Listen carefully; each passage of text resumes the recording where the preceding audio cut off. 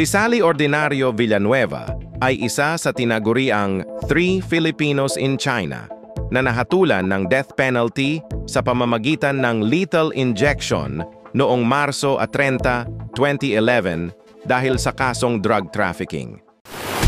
Kaya sabay nating tuklasin ang mga kaganapang ito sa loob at sa labas ng Pilipinas. Dito lang sa The Wika PH. Si Sally ay isang overseas Filipino worker, OFW, na tubong Bulacan. Isa siyang ina at simpleng manggagawa na nangarap lang makahanap ng mas maayos na kabuhayan para sa kanyang pamilya. Ayon sa kanyang pamilya, nadala siya ng mga illegal recruiters o sindikato na nangakong may magandang trabaho sa China. Noong December 2008, si Sally ay nahuli sa Xiamen-Gaoki International Airport sa China. Bitbit niya ang isang maleta na may lamang 4,110 grams o mahigit 4 na kilo ng heroin. Ayon sa investigasyon, hindi niya alam na may lamang droga ang maleta, pinadala raw ito ng sindikato at pinasuyo lamang ito sa kanya. Sa panahon niyon, hindi inakala ng ating kababayan na ito ang magiging dahilan na malagay sa kapahamakan ang kanyang buhay, na ang hangad lamang sana ay makatulong sa pamilya sa Pilipinas.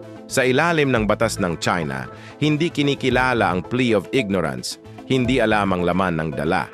Ang possession at pagpasok ng higit 50 grams ng heroin ay may kaparusahan agad na death penalty. Dumaan si Sally sa paglilitis at kahit ipinaliwanag ng kanyang mga abogado na siya ay nalinlang lamang, hindi tinanggap ng korte ang depensa. Nahuli rin noon ang iba pang Pilipino sa parehong kaso. Ramon Credo, nahuli sa Xiamen Airport, 4.1 kilo heroin. Elizabeth Batain, nahuli sa Shenzhen, 6.8 kilo heroin. Sila ang tatlong sabay-sabay na nahatulan ng kamatayan. Gaano nga ba ipinapatupad at kahigpit ang death penalty sa China? Saklaw ng death penalty, hindi lang ito para sa murder at heinous crimes. May higit 40 uri ng krimen na maaaring patawan ng death penalty. Mas mababa na ngayon kaysa noong 1990s na mahigit 60.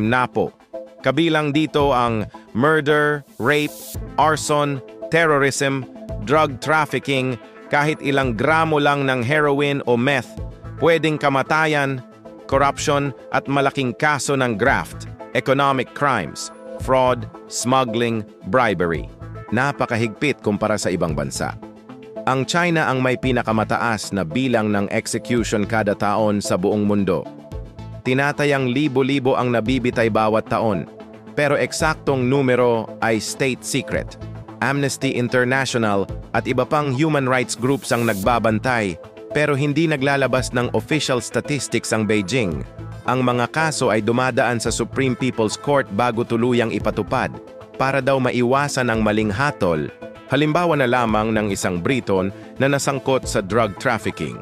Noong 2009, isang Briton na si Akmal Shaikh ang binitay dahil sa pagdadala ng heroin, kahit may panawagan ng UK para sa clemency at corruption naman. May mga high-ranking officials, kahit mga gobernador at opisyal ng Communist Party, ang hinatulan ng death penalty dahil sa malalaking kaso ng korupsyon. Mga unang dahilan ng higpit ay ang deterrence, panakot. Naniniwala ang gobyerno ng China na ang matinding parusa ay nakakapigil sa krimen, kontrol ng Estado. Ginagamit din ito para ipakita ang kapangyarihan ng Communist Party kultura.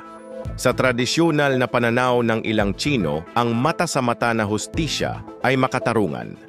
Ang gobyerno ng Pilipinas sa ilalim ni Pangulong Benigno Noynoy Aquino III ay gumawa ng mga diplomatic appeals sa China. Humiling ang DFA, Department of Foreign Affairs, at maging ang pamilya ng tatlo na mabigyan sila ng clemency o mapalitan ang parusa ng habambuhay na pagkakakulong. Naantala ng 1 buwan ang orihinal na petsa ng execution dahil sa pakiusap ng gobyerno, pero kalaunan ay tinanggihan pa rin ng China ang lahat ng apela. Noong Marso 30 taong 2011, isinagawa ang hatol. Si Sally Ordinario Villanueva at Ramon Credo ay binaril ng lethal injection sa Xiamen, samantalang si Elizabeth Batain ay binaril din ng lethal injection sa Shenzhen. Bago mamatay, si Sally ay nakapagbigay ng mensahe sa kanyang pamilya na pinatawad niya ang mga taong nagdawit sa kanya at sana ay huwag na lang magalit, bagkus ay magpatawad. Umalingaw-ngaw ang balita sa buong Pilipinas at naging malaking usapin sa media. Maraming nagsabing si Sally ay biktima ng drug syndicates at mahina ang proteksyon ng gobyerno para sa OFWs laban sa illegal recruitment at human trafficking. Pagkatapos nito, mas pinaigting ng gobyerno ang mga kampanya laban sa drug couriers at babala sa mga OFWs na huwag basta-basta tatanggap ng mga dalahin mula sa ibang tao.